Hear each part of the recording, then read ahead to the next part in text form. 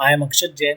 This is my delivery performance project for APL Logistics done through my Unified Mentor internship. The goal was to analyze around 1,80,000 delivery orders, figuring out how often shipments arrive on time and where delays happen most.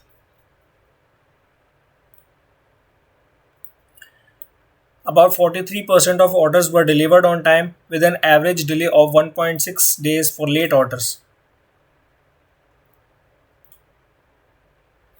This step breaks down late delivery risk in more detail, the distribution between late and non late orders, and how big the delay gap tends to be.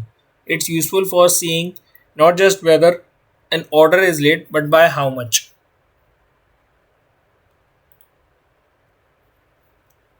Standard class performed best with a 60% on time rate. First class showed 0% on time, but that's not a performance failure. Every first class order is scheduled for one day, but actually takes 2 days every single time. So the real issue is the promised delivery time, not the shipping process.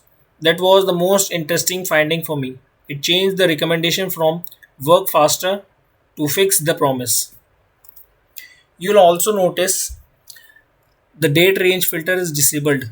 The dataset simply has no date column, so I kept the filter visible but explained the limitation instead of hiding it or faking it.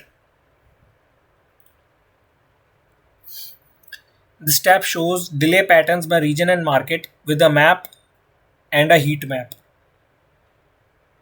This is geographical delivery delay map where North America has the most number of orders. I also hit a real deployment issue. Some of my pinned package versions weren't compatible with the cloud server's Python version, so I had to loosen those and fix the build. Overall, this project took me through the full process, cleaning real data, building a dashboard, and writing up findings clearly. Everything's linked in my submission. Thanks for watching.